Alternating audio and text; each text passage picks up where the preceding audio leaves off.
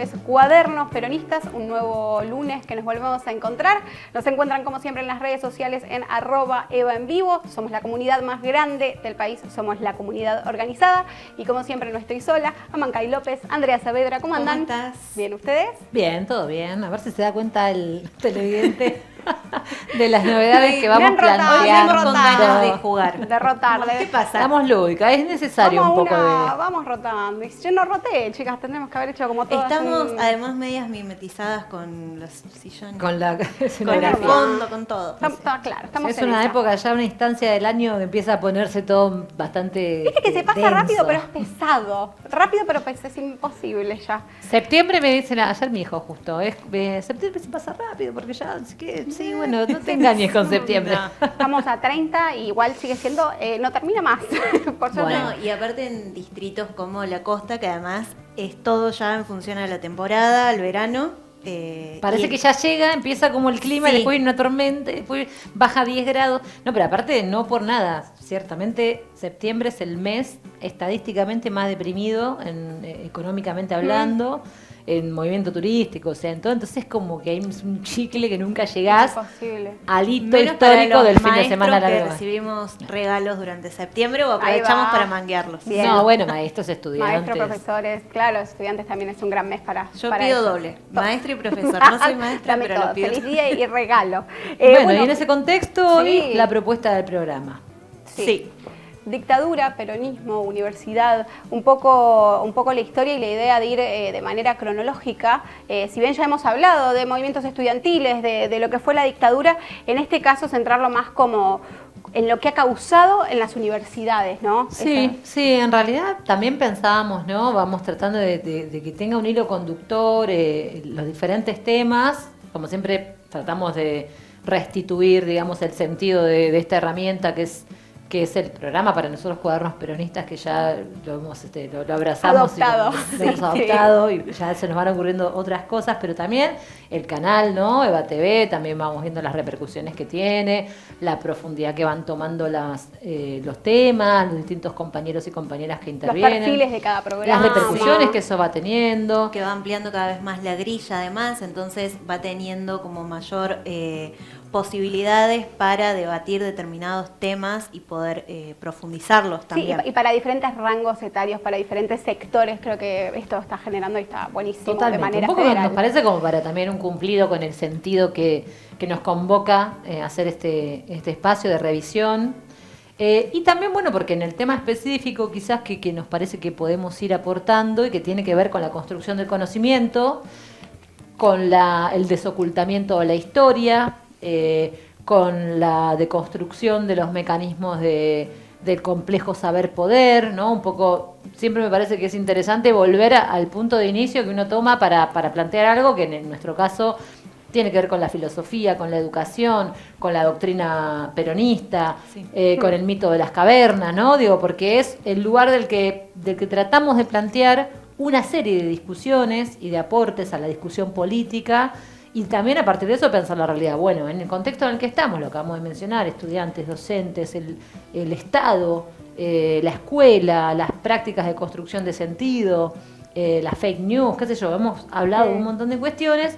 Nos parece muy interesante también pensar, bueno, la universidad, porque además no es como nos ponemos más solemnes, Sí, parecería, sí, para sí. hablar, porque efectivamente es un lugar y una institución con cierta historicidad en relación al acceso que han tenido o no han tenido las mayorías populares en general en el mundo, en la región y en nuestro país en particular. Y como todas esas cuestiones han sido facilitadas en el acceso al pueblo, bueno, a través del general Perón.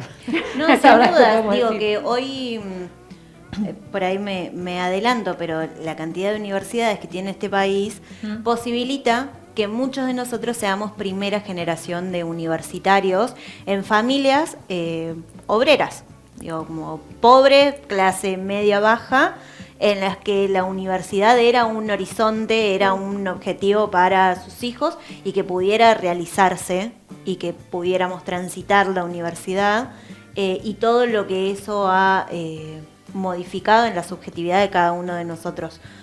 lo hablábamos el programa anterior, cuando hablábamos de el de la marcha universitaria, Sí. pero que sí tiene que ver con, bueno, yo pasé por ahí, la verdad que le deseo a la mayor cantidad posible, no solamente a los más jóvenes, a todo el mundo que pueda pasar por la universidad. Y sobre que todo pueda porque- estar ahí, digamos, porque estamos ante un contexto en el que es muy hostil el Sí, trato hablar. o el vínculo con las universidades. Entonces, primero pensar el por qué.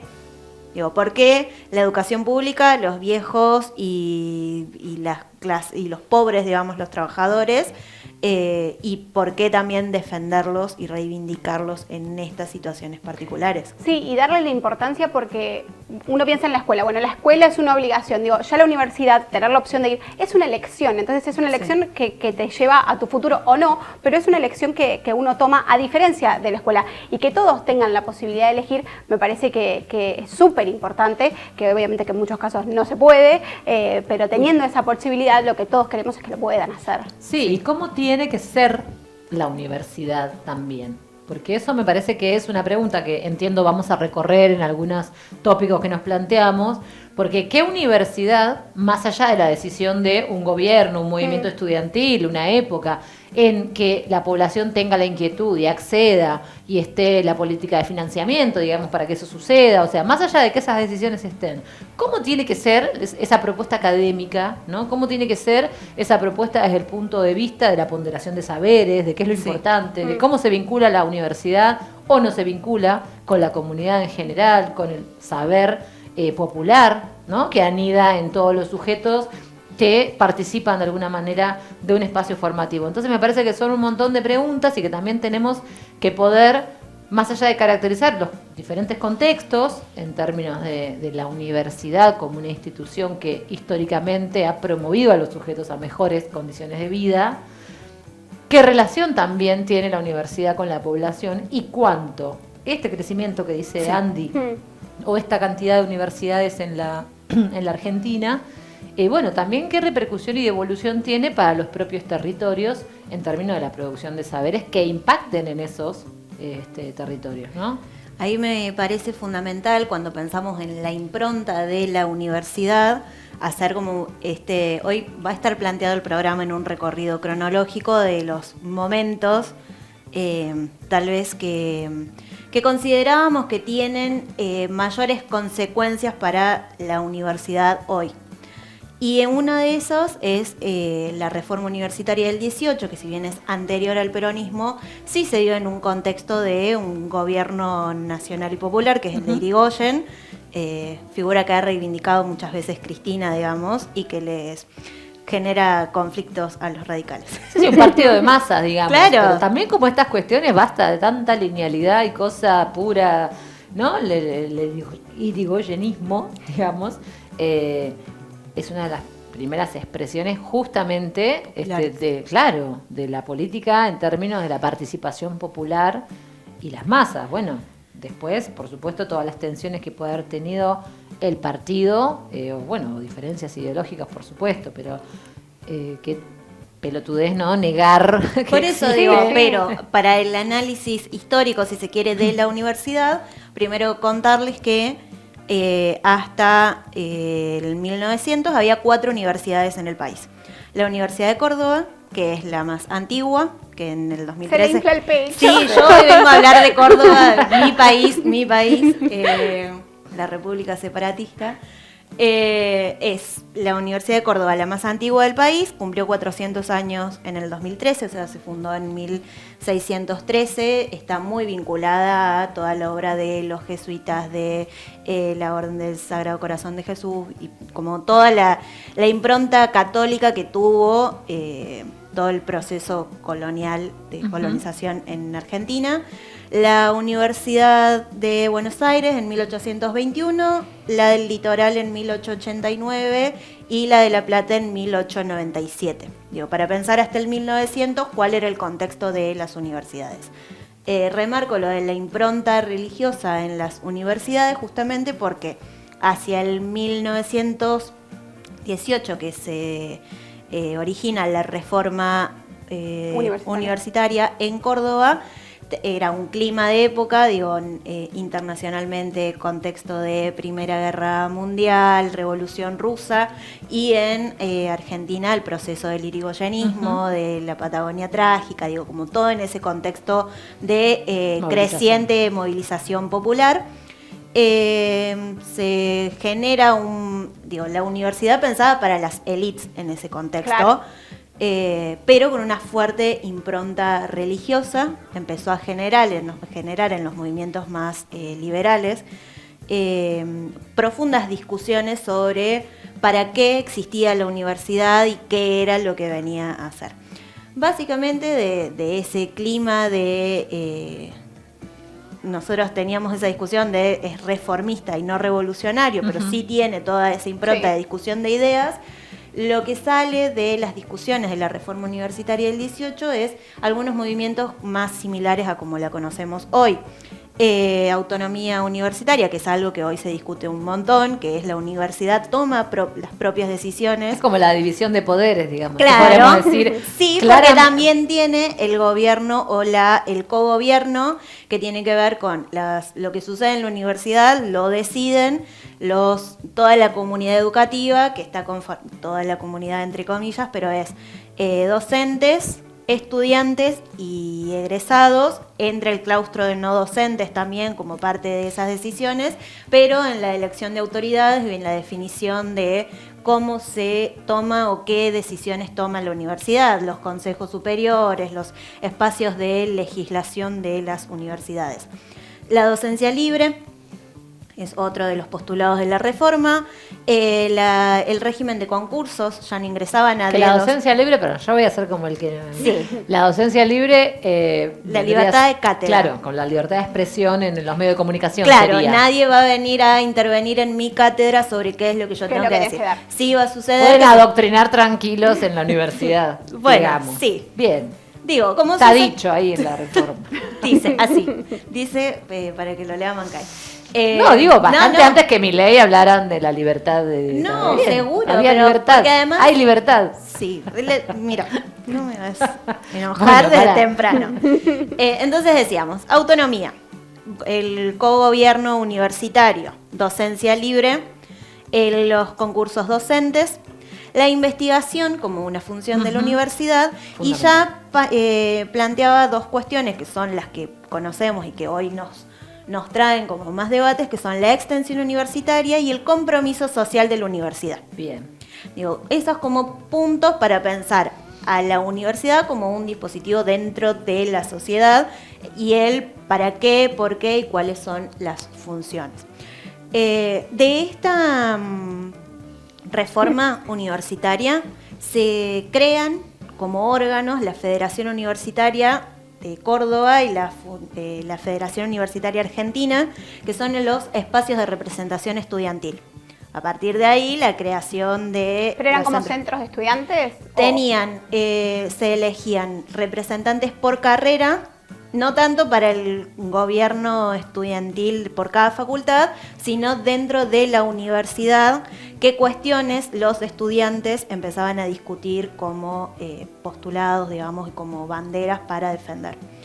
Me parecía interesante pensarlo porque cuando hablábamos de la Noche de los Lápices también hablábamos de organización estudiantil, acá se remonta a la reforma de 1918. Pero como una cuestión de discusión más disciplinar sobre las cosas que se estudiaban. Sí. Pensemos también que en 1918 las carreras eran medicina, abogacía, claro. ¿Y tardaron mucho hasta ser escuchados y hasta poder plantear esto? Fueron climas bastante violentos, digamos, de toma de pabellones. Hay una foto que la podríamos haber buscado, que es la de la toma universitaria y estudiantes arriba en los techos.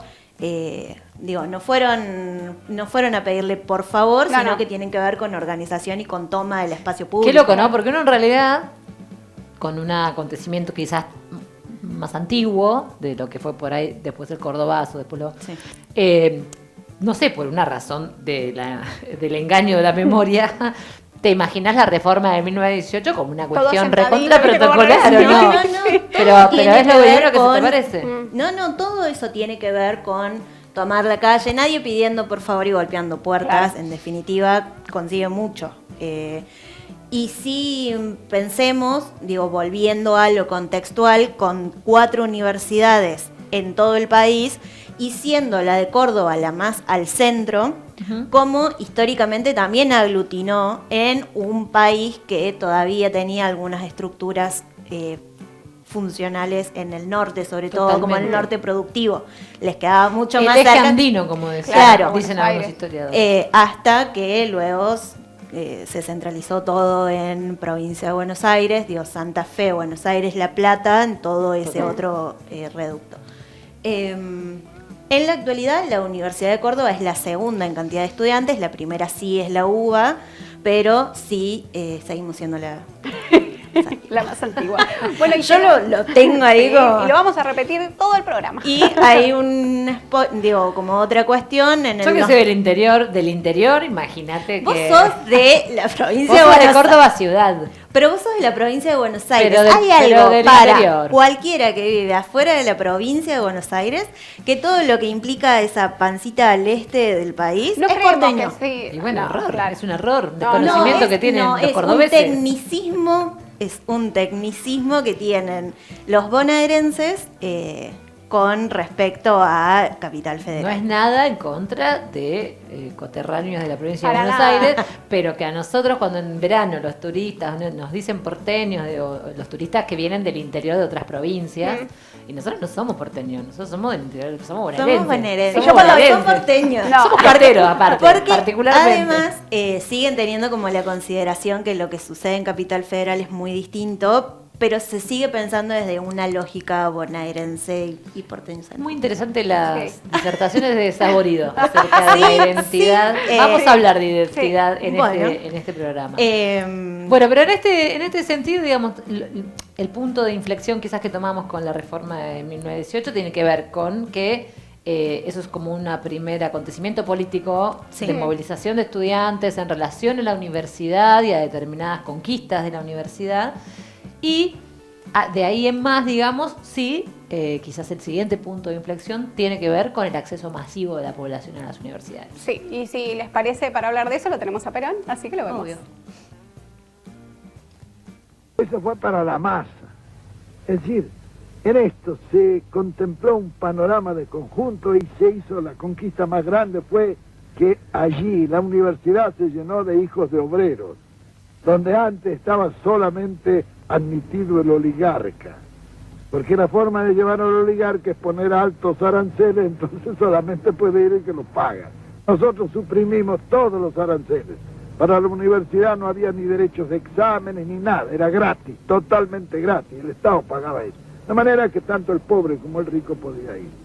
Era un crimen que estuviéramos seleccionando materia gris en círculos de 100.000 personas cuando lo podíamos seleccionar en 4 millones, que hubieran salido más abundantes. Plantea como era un crimen, Lo sigue siendo. Sí. Sí. No, ahí me parecía fundamental porque hay algunos errores y algunos pruritos para pensar en que algunos consideran que la gratuidad universitaria viene de la época de la Reforma y en realidad no, el 22 de noviembre del 49, a través de una ley se reglamenta la gratuidad universitaria, que tiene que ver con esto, lo que es otra discusión que estamos teniendo actualmente sobre lo gratuito y es el Estado se hace cargo a través de los impuestos que pagamos todos y ahí nos pone una carga a quienes atravesamos por la universidad de pensar que es un derecho, pero es una obligación estudiar y un compromiso con el pueblo para devolverle todos esos años de formación y de inversión, si se quiere, como de alguna medida, en que yo pueda formarme ahí. Pero que tenía que ver con esto, con no pagar aranceles, no tener que hacernos cargo del sueldo, de pagar además el sueldo de los docentes, del sostenimiento y de obra y de edificios a donde cursar y de un montón de cuestiones más. Y traigo y especifico estas situaciones porque hoy lo que viene sucediendo a nivel nacional es la desfinanciación no contar con presupuesto universitario, con el veto a la ley del financiamiento universitario, que tiene que ver con pensar que la universidad no se sostiene solo con abrir la puerta y nada más, que tiene que ver con las condiciones edilicias, con el pago de servicios, con inversión en nueva infraestructura, con el pago a docentes y a no docentes y con un montón de cuestiones más que hacen que la universidad sea gratuita para, ahí Perón decía 4 millones, elegí entre 4 millones de materia gris, bueno, hoy para todos y todas. Sí, también, más allá de que es movilizante siempre escuchar a Perón, este fragmento ya lo habíamos pasado, lo estábamos diciendo, pero es tan contundente. Y además, ¿no? Vieron que estamos como en un momento en el que parecería que hay que desnaturalizar todo. Porque justamente me hizo hacer una asociación con la campaña el año pasado, cuando estábamos en la campaña por las elecciones presidenciales, que había un foco puesto en la juventud y qué sé yo, y que entrevistaban un montón de pibes que le preguntaban, ¿no te parece bien venir a la facultad, a la universidad y no pagar, qué sé yo? Y todos decían, sí, bueno, aquí vas a votar a mi ley. Pero como no hay conexión también, o se han, digamos, intermediado mucho las explicaciones políticas respecto de cuántas cosas, como decía Cristina, no son magia, ¿no? Digo, la entrega de las computadoras para los secundarios, para los docentes en formación, la inversión en educación, la gratuidad universitaria, digamos, hay un montón de cuestiones que por alguna razón tendremos que revisar cómo se construyen como conciencia para que queden, digamos, en un consenso general y no puedan ser tocados, digamos, ¿no? Hace poco lo veníamos hablando en relación a los derechos humanos, salvando las distancias, pero, digamos, tiene que ver con cuestiones que parecería que están asumidas como, bueno, es así, de una vez y para siempre, y hay mecanismos silenciosos, porque en realidad el desfinanciamiento, digo, nadie va a salir a decir, bueno, sí lo hicieron, como López Murphy en su momento, arancelemos la universidad por el costo político que eso tiene, porque es una conquista del pueblo argentino, el acceso irrestricto a los estudios. Que no significa que eso no cueste, no nos cueste como población, no tenga un costo, no sea ponderándolo frente a otras inversiones, frente a otras cuestiones que se puedan invertir. Entonces, por eso necesitamos, digamos, construir masa crítica y sujetos pensantes y colectivos para entender esas cosas, porque al mismo tiempo que las defendemos, tenemos que saber lo que cuestan. Y tenemos que saber lo que cuestan para también poder transmitirlo, digamos, ¿no? Porque si no, parecería que es todo lo mismo y el Estado tiene una capacidad infinita de financiar y garantizar cuestiones y quedamos en esas discusiones con encerronas, ¿no? Cristina hace poco lo decía cuando retomamos la entrevista con Rosenblatt sobre la capacidad productiva que tienen los sujetos y capacidad productiva de lo que consume, no solamente en términos materiales, hasta podríamos decir, complejicemos esa afirmación, ¿no? ¿Cuántas cosas un sujeto tiene que producir también en contraprestación solidaria con la comunidad en la que vive, ¿no? Conocimiento también. Entonces, bueno, un poco me parece que es interesante en algún momento interpelar ese concepto de gratuidad desde el punto de vista de que es una inversión colectiva, para que no tengamos, digamos, después que salgamos de esta, que vamos a salir, vamos a salir como siempre, pero bueno, para no volver a caer en esta cosa de con la mía, con la tuya, no sé qué. Claro, pero sí, volvemos a hablar como de estas situaciones como si fueran de alguien, digo, viendo la cantidad de gente que se ha recibido, teniendo la posibilidad de toda la gente que puede estudiar, ¿por qué volverse a plantear? Y sí, hay que volverlo a plantear, y es como hablamos de la dictadura, si hay que volver a hablar, pero sobre todo para entender el por qué, porque decías esto de, bueno, hay que pagar esto y esto no es solo la puerta que se abre y la gente, digo, no quiero hablar de la gente en general, pero escuchas comentarios de, ¿qué más? ¿Por qué? ¿Qué más hay que pagar? ¿Por qué hay que poner? No, bueno, pero es un gasto, realmente es un gasto y es un beneficio para todos. Sí, y que tiene que ver, digamos, que cobra valor cuando dejamos de pensarla como proyectos individuales.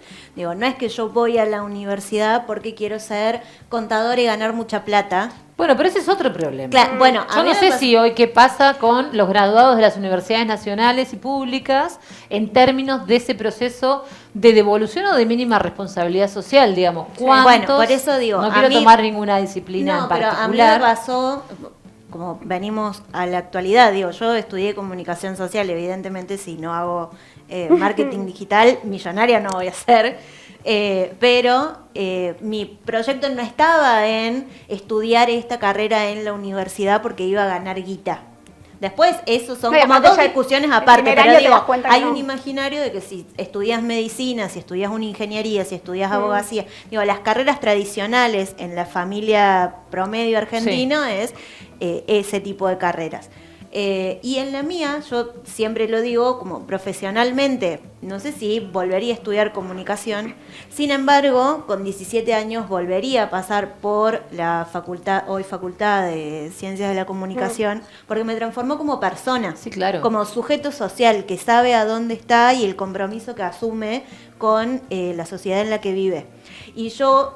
Y traigo la experiencia personal, pero porque también fue colectiva. Digo, yo en la universidad conocí la militancia, conocí un montón de procesos por fuera de los proyectos individuales, y yo le deseo de verdad a todos los argentinos que pasen por ahí y que puedan tener ese tipo de experiencias, independientemente de que sea un escalón más para después, no sé, ser profesional y la imagen o el imaginario del profesional millonario facturando no sé cuánto.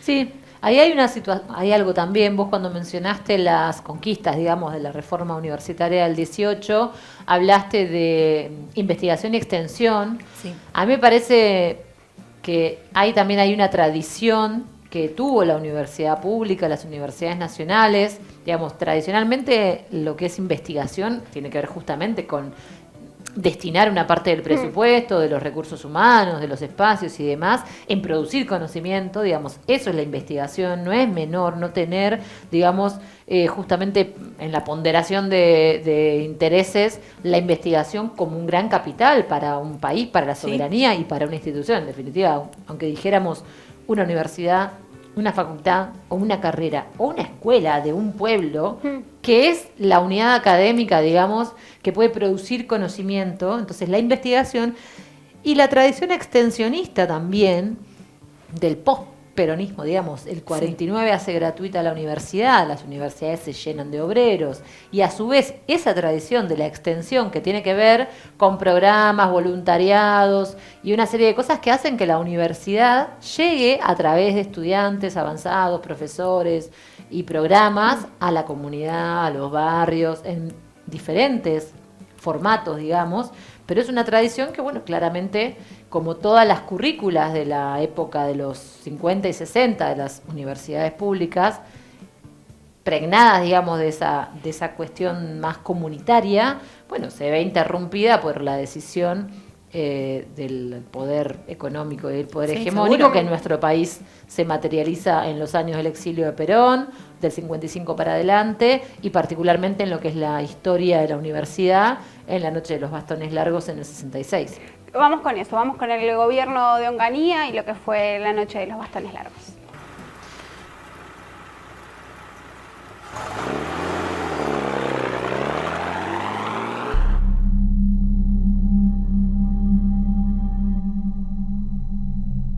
El 29 de julio de 1966, a un mes de haber derrocado el gobierno democrático de Arturo Illia, el general Juan Carlos Onganía decretó la intervención de las universidades y puso a sus autoridades bajo las órdenes del Ministerio de Educación. Esa misma noche, la Policía Federal Argentina irrumpió en 5 facultades de la Universidad de Buenos Aires para desalojar a bastonazos a estudiantes y profesores que se oponían pacíficamente a la intervención del gobierno de facto sobre la autonomía universitaria. Los uniformados entraron por la fuerza, formaron a docentes y alumnos en el patio, e instantes después comenzó la golpiza. Destrozaron bibliotecas, laboratorios, equipos y hasta una computadora. Lo mismo sucedió en la Facultad de Ciencias Exactas, en Filosofía y Letras y en Arquitectura. Los detenidos fueron sacados de las facultades en celulares y obligados a pasar entre 2 filas de bastones policiales. La Noche de los Bastones Largos es un capítulo negro en la historia científica argentina. Más de 1.700 docentes e investigadores se fueron del país, renunciaron o se pasaron al sector privado, mientras se suprimían todos los centros de estudiantes.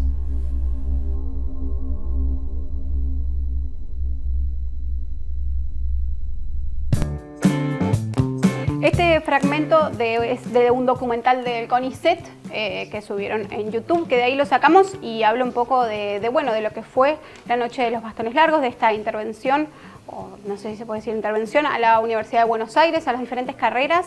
Veíamos los titulares de los diarios y lo que fue esa época. Sí, tiene que ver con el contexto histórico, ya con las primeras dictaduras que incorporaban la doctrina de seguridad nacional, que un poco lo hablábamos cuando hablábamos de pedagogía de la memoria, y tiene que ver con este proyecto, sobre todo de Estados Unidos, en contra de las ideas del comunismo, de las ideas de células. izquierda. Claro. Yo me acuerdo, hablamos el otro día de eso, porque mientras veíamos las imágenes, mi primera experiencia con la noche de los bastones largos es con profesoras en la carrera de psicología. Psicología estaba en Filosofía y Letras, que es una facultad que queda en Independencia, en Capital, Independencia de Urquiza, por ahí, no me acuerdo. Yo cursé ahí en un momento un posgrado en Psicología Comunitaria, y eso fue en el 2006 o 2007, justamente a la vuelta de todo. Claro. Y por ahí, una vez que íbamos saliendo de los peores años, apenas Néstor había asumido en el 2003, sí, 2006, yo empecé ahí, y estaba como reverdeciendo y retomando las tradiciones extensionistas, lo que es en particular en psicología, todo lo que es salud mental comunitaria, Ulloa, Blecher, bueno, un montón de autores que tienen que ver con todo lo que había sido muy precozmente, digamos, la movida de desmanicomialización, esto claro. que es, ¿no? Procesos de externación, grupos. Entonces yo me acuerdo que había profesores que, o sea, son tan brutos los milicos que decían, o sea, teníamos grupo operativo, un concepto de psicología, de José Blecher y de autores de psicología de Inglaterra, de Francia, qué sé yo, que tiene que ver con técnicas de grupo y con dinámicas, y que empezaban a perseguir estudiantes y docentes en función de programas que tenían como estrategias de aprendizaje y demás, las palabras y las definiciones de la psicología de los grupos, ¿no? O sea, ya un objetivo perfectamente claro desde ese momento, que tenía que ver con disuadir cualquier espacio de formación colectiva, de intercambio, de grupalidad, como una metodología de construcción de saberes, pero también como un paradigma de intervención. Sí, por eso decía lo de la doctrina de seguridad nacional, porque tiene que ver con el estudiante como ese foco dinámico, lo trabajábamos cuando hablábamos de la noche de los lápices, pero ese sector etario y social que es más dinámico, y en los ámbitos en los que circulaban las ideas subversivas, entre comillas, que empieza a partir del 66, pero que se profundiza en la última dictadura, en el 76, de una manera mucho más sistemática. Pero no es menor que a un mes de la dictadura del 66 suceda la noche de los bastones largos, específicamente en las universidades, con la persecución, con la quema de libros, con la revisión de los planes de estudio y con un montón de cuestiones de intervención directa en las universidades, sino que además, ante climas de protestas, las represiones eran mucho más abiertas. En Córdoba, en septiembre, lo nombraba recién, del 66 asesinan al estudiante Santiago Pampillón. Los nombro porque esos nombres luego se volvieron como bastante... se embanderaron muchas organizaciones estudiantiles con estas figuras, entonces por ahí para nombrarlos y para tenerlos frescos y presentes, a esa universidad es a la que ataca, a la universidad con una propuesta colectiva ligada a los contextos sociales, a pensar qué profesionales necesita el pueblo para el crecimiento de todos, digamos, en ese vínculo y en esa universidad de puertas abiertas es en la que intervienen las dictaduras. Sí, a mí lo que me llamaba mucho la atención cuando uno se va poniendo en contacto con la historia en su formación y demás, es esta situación repetida que nos pasó también con los pibes de la noche de los lápices y con otras, cuando hablamos con el compañero del Frente Matías. de Rengos, el Frente de Rengos Peronistas, que buscando material, lo que veíamos es como siempre tan inesperado. O sea, a mí lo que me llamaba la atención, Marta Coltan era mi profesora de psicología institucional con la que hablábamos particularmente de esto, porque ella estaba ahí cuando los cagaron a palo y lo sacaron de la facultad, y nos lo contaba como así, decíamos, pero nosotros no nos esperábamos esto. O sea, como hay una situación de... No entendíamos qué estaba pasando y por qué estaba pasando eso. Que me parece como un dato no solamente recurrente, sino sumamente perverso. Es decir, ¿no? Una cosa es tener una conciencia respecto de estar conformando parte de una estrategia, no sé, una serie de cuestiones totalmente discutibles también por la desproporción que tiene, que sea el Estado el que ponga en marcha un método sistemático para desaparecer y exterminar a su propia población. Pero en todos estos acontecimientos, digamos, es claramente, digamos, el nivel de la infamia con la que después van relatando esos sucesos, o no relatando, ¿no? Que es el ocultamiento. A mí siempre me obsesionó esa cuestión. ¿Por qué no nos enteramos de peronismo, no nos enteramos de los bastones del 66, no nos enteramos del 55? No debe haber o sí debe haber, y no digamos cosas tan tajantes, pero capaz que era el silencio, el silenciar, también el miedo. Te pasa que yo me imagino, hemos ido 1000 veces a la Plaza de Mayo. Cada vez que piensas en el bombardeo del 55, decís, ¿cómo no nos enseñan? ¿Cómo no sabemos eso desde los 5 años? ¿No? Porque es las Fuerzas Armadas bombardeando a su pueblo en una plaza, civiles. La dimensión de las cosas en ese sentido me parece como para destacar. Siempre es esto, indefensos en un punto y como una emboscada, ¿no? Sí, la desproporción me parece que es como el tema clave en términos de qué esperamos del Estado, cómo lo construimos y qué hace el Estado cuando quien está comandándolo toma las decisiones que toma, digamos, es a favor del pueblo o el que hambrea y mata. Sí, claro. Y así llegamos al 69, llegamos a Córdoba, llegamos al Cordobazo y lo que fue también en aquel entonces. En la mañana del 29 de mayo de 1969, miles de obreros cordobeses abandonan sus lugares de trabajo y comienzan a marchar hacia el centro de la ciudad para protestar contra las políticas de represión y ajuste impuestas por la dictadura encabezada por Juan Carlos Onganía.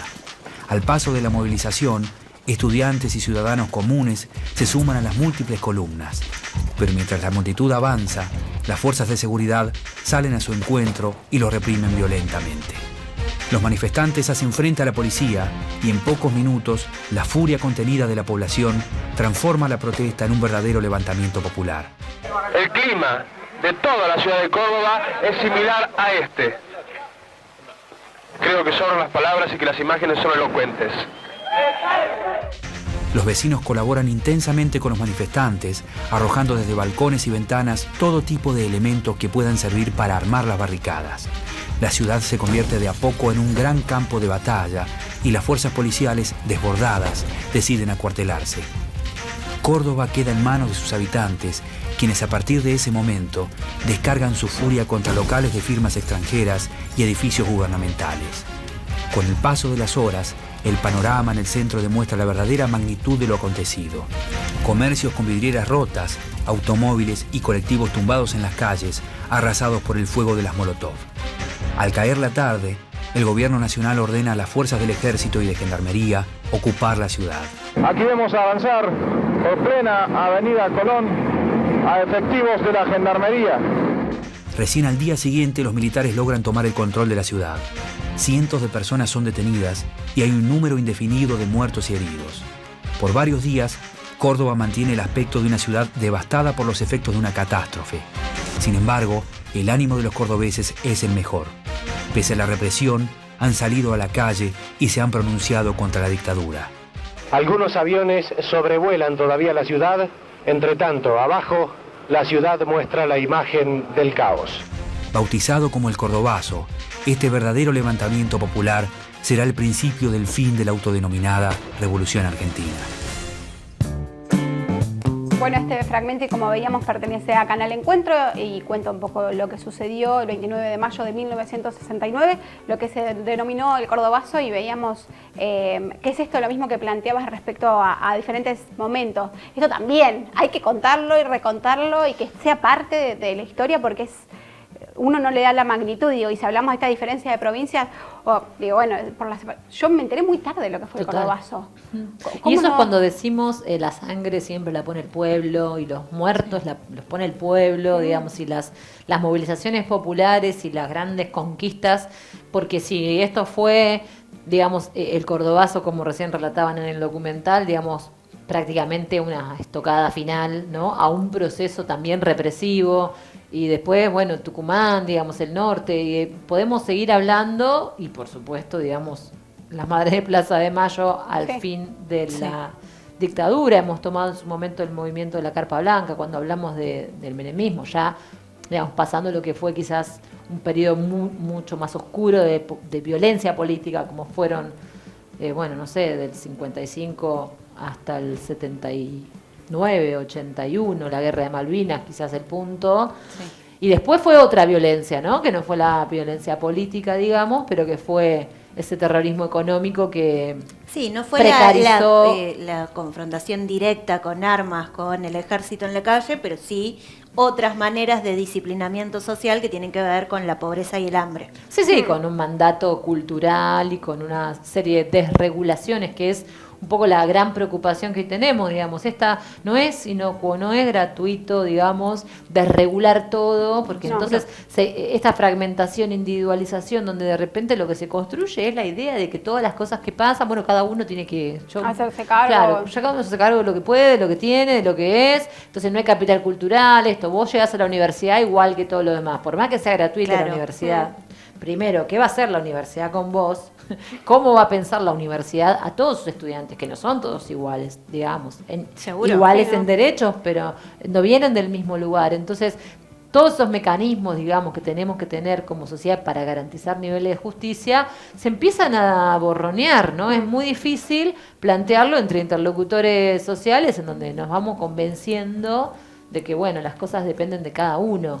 Sí, a mí de la experiencia del Cordobazo, lo primero para retomar o resaltar es la Unión Obrero Estudiantil, porque fue una gran marcha en la que confluyeron como las dos grandes banderas, los dos grandes movimientos, y en segundo lugar poder explicitar algunas cuestiones también contextuales que tienen que ver con, por ejemplo, ante una propuesta de intervención de los golpes de Estado de las universidades, y del cierre, por ejemplo, del comedor universitario, en estos procesos de solidaridad de obreros y estudiantes, los sindicatos armaban ollas populares para que los estudiantes pudieran comer ante la ausencia o ante el cierre de los comedores, por ejemplo. Digo, había todo un clima de solidaridad que confluye que el 29 de mayo, que es el Día del Ejército, además tenía como toda esta cuestión en el día y porque en esa fecha específica había la CGT Nacional convocado a un paro general, se adelanta el Cordobazo.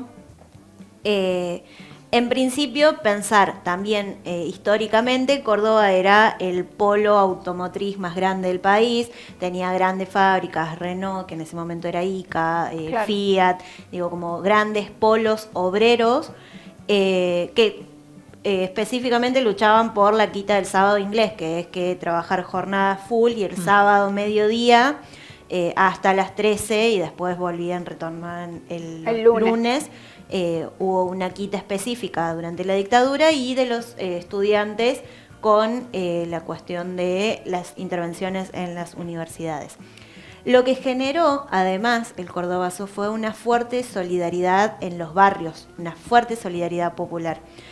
Yo más temprano contaba geográficamente, las fábricas estaban por fuera del anillo de circunvalación, como del tejido urbano más fuerte. La idea era hacer un paro activo, o sea, a partir de las 11 de la mañana, ir a sus lugares de trabajo, a las 11 cortar y empezar a marchar hacia el centro de la ciudad. Los gremios más fuertes, digo, Agustín Tosco en Luz y Fuerza, en la UTA Atilio López, que luego fue gobernador en la única experiencia como de gobiernos fuertemente populares en Córdoba, y el Pidio Torres Desmata, fueron como las tres grandes columnas, más las organizaciones estudiantiles, pero hubo de un montón de otros sindicatos que participaron. En eso hago como un paréntesis, en la participación de mujeres, que es un proceso de revisión histórica que se viene haciendo en este último tiempo.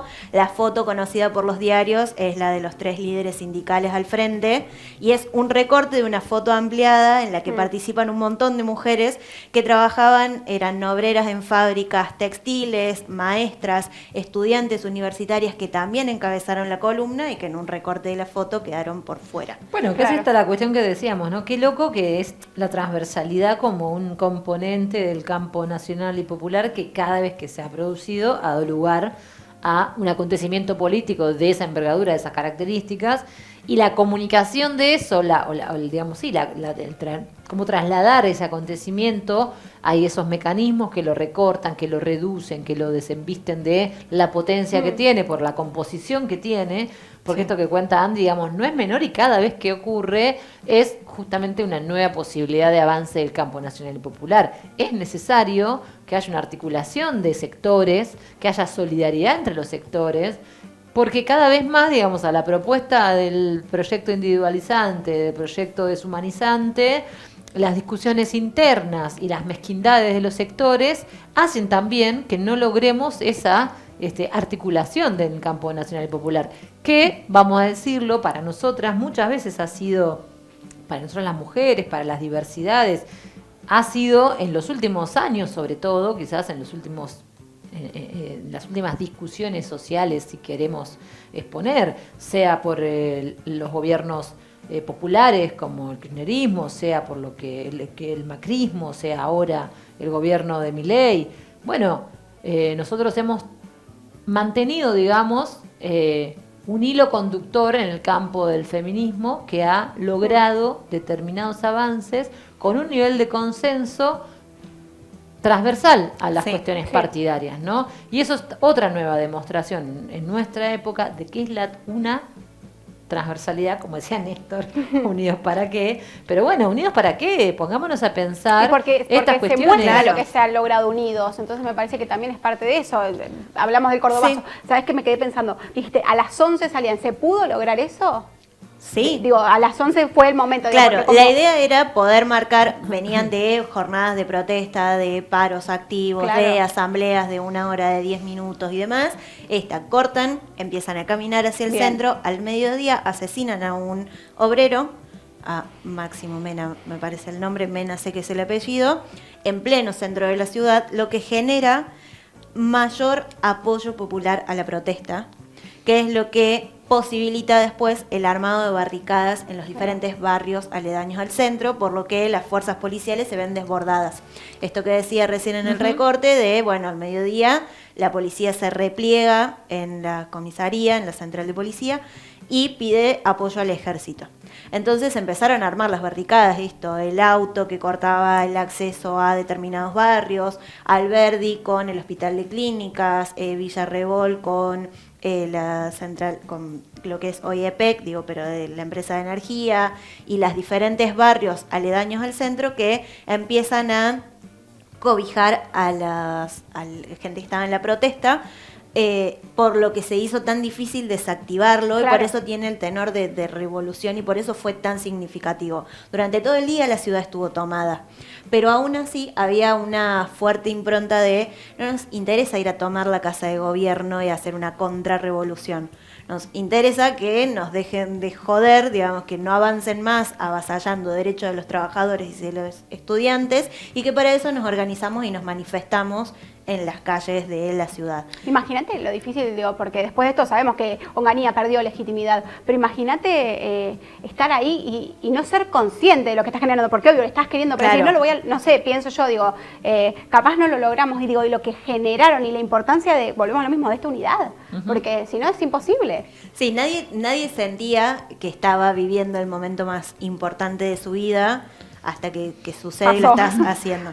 Que también es otro clima de época, perdón que traiga el relato a la actualidad, pero esto de que el gobierno de Milei intenta imprimir una épica de somos los primeros, somos el pacto más importante, como toda una épica que no existe, porque no se lo dice solo declamativamente.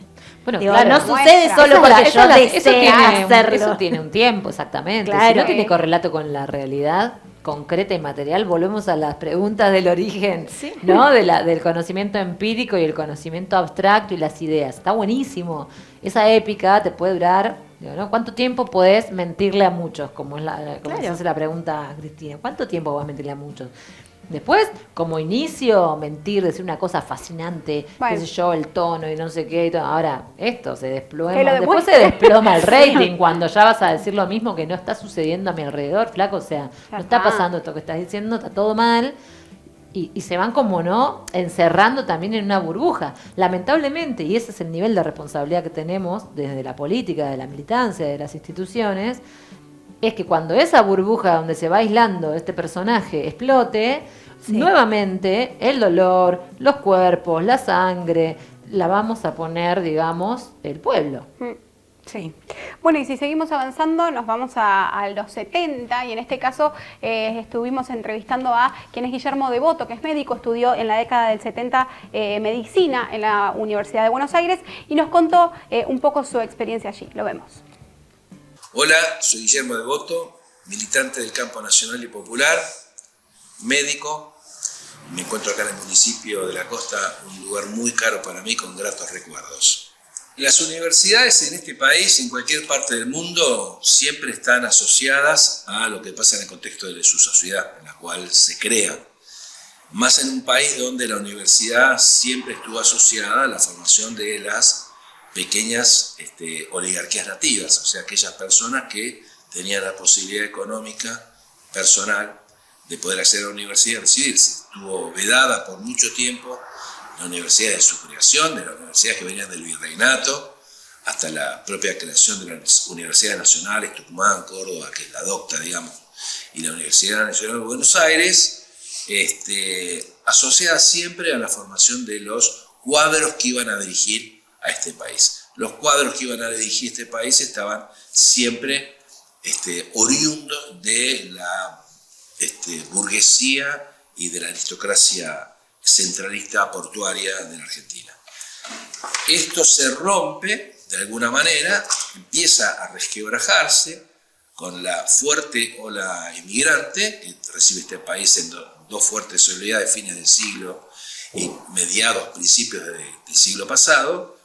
Que estos inmigrantes empiezan a obtener una mejora en sus condiciones económicas y sociales y empiezan a ingresar a la universidad, y se rompe y modifica definitivamente, cuasi estructuralmente, pero manteniendo algunas cuestiones de su historia, con el advenimiento del peronismo. Tanto es así que el presidente Perón crea la Universidad Tecnológica Nacional, lo cual es un antes y un después, porque permite, en su génesis, y dicho por el propio Perón, que las clases obreras tuvieran su propia universidad. En el caso particular, yo ingreso a la universidad a mediados de los 70, habiendo recorrido una militancia política en esas épocas, pudiendo sobrevivir y salir, zafar de lo que fue el proceso represivo, pero con una universidad diezmada desde la cantidad de desaparecidos que tuvo, tanto en sus mejores cuadros como los grandes compañeros que yo conocí. Un hecho que deseo resaltar es que, así como en su génesis las universidades, y en particular la de Buenos Aires, correspondía a un modelo de país, este modelo de país era un modelo de país agroexportador. Con lo cual las currículas de las distintas carreras de las universidades respondían y responden. Las universidades están sobredeterminadas por el modelo de país en el cual se desarrollan. Es imposible pensar una universidad distinta al modelo de país. Por eso es importante siempre pensar en las grandes transformaciones. Resultaría ingenuo de alguna manera pensar en la modificación de la estructura de la universidad por fuera de lo que es la estructura del país. Si bien el movimiento de reforma universitario de 1918, si mal no recuerdo, crea la autonomía universitaria, esa autonomía universitaria siempre está atravesada por una tensión entre las necesidades populares y las necesidades de las oligarquías, digamos, ¿no? Nosotros nos formamos como médicos, en algunos casos, sin conocer en profundidad las patologías autóctonas, las necesidades reales de nuestra población, y además siempre, en algunos casos, hasta financiados por laboratorios. Hay universidades que están financiadas por fundaciones, que detrás de esas fundaciones hay laboratorios. Saben que los laboratorios son la segunda, tercera industria mundial, armamentística, petróleo y medicamentos, con lo cual imaginen la importancia de formar, en mi caso, a médicos y médicas que receten mucho y que tecnifiquen la atención entre el paciente y el médico. Esto cualquiera de ustedes lo puede vivenciar, o algún médico, y rápidamente toma su lapicera y pide una serie de estudios, y cuesta que nuestros colegas, mis colegas, puedan tener su tiempo que se requiere para hacer una práctica más humanizada. Así que quería resaltar esto. En esa época, una época muy dura, me tocó ingresar a la universidad en el año 78 y culminar hice todo el proceso universitario en la década hasta el 83, y los albores de la democracia, del reinicio de la democracia del 83, nos encontró a muchos de los compañeros que estábamos en la Facultad de Medicina de la Universidad de Buenos Aires, volviendo a recrear las agrupaciones políticas que habían quedado absolutamente diezmadas por proceso de represión y desaparición forzada de personas. En el caso de la Facultad de Medicina, una gran cantidad de compañeros. Entonces nos tocó reconstruir esa agrupación, que era la Juventud Universitaria Peronista.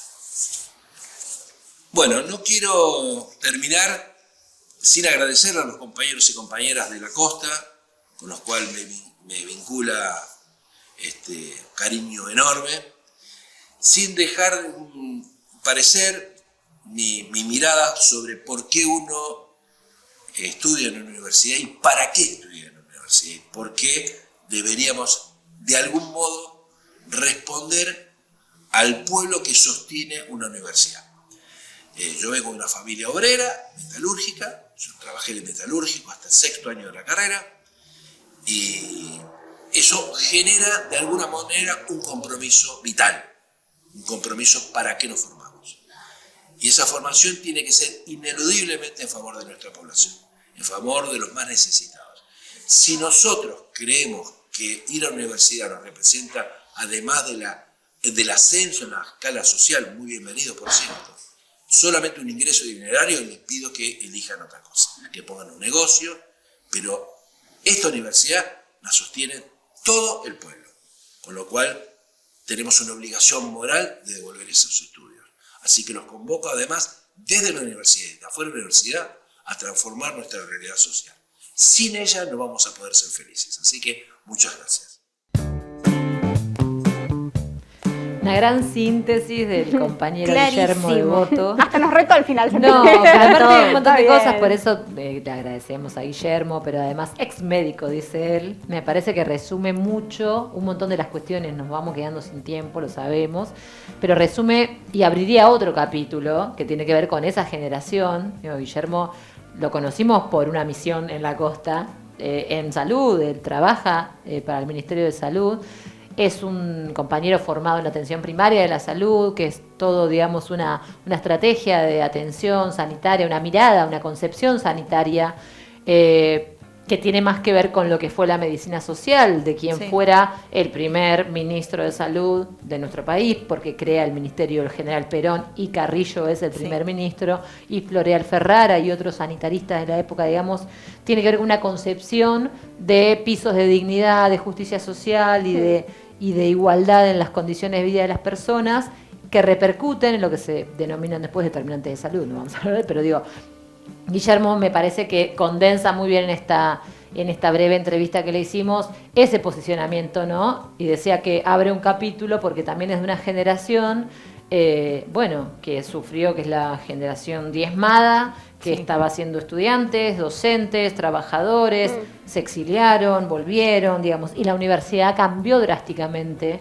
después del 66 y después del golpe del 76, y ese otro capítulo nos merecería preguntarnos y pensar acerca de cierta liberalización de los contenidos. Sí, y la digo, para universidad de terminar, los pero 90.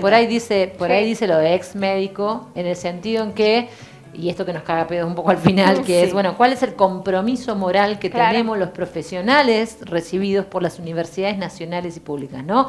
La Universidad del Pueblo, como la anunció Mario Testa, que era el decano en el 73, con la vuelta de Perón, con la primavera camporista y con Puigros en el rectorado de la Universidad de Buenos Aires, y un poco era, bueno, lo que imaginábamos iba a ser la restitución, ¿no? Sí. De esos maravillosos años del pueblo feliz y que terminaron después como terminaron. Entonces hay todavía mucho para desentrañar, pero nos parecía, bueno, nada, muy Tener su interesante palabra, compartir la sí. palabra de Guillermo y agradecerle que haya estado con nosotros. Sí. Obvio que sí. Bueno, Andy, muchas gracias, un placer. Estuviste casi una hora hablando de Córdoba, cosa Sí, que yo- imagino así Que al choncha. final te clavamos un Uno de la UBA, Uno bueno. de la U. Volvimos a Capital. Gracias, Andy. Gracias, Aman. Gracias a los chicos de la técnica. Nosotros somos Cuadernos Peronistas. Nos volvemos a encontrar el lunes que viene. Nos encuentran en todas las redes sociales como @EvaEnVivo. Nos vemos el lunes que viene. Chau, chau.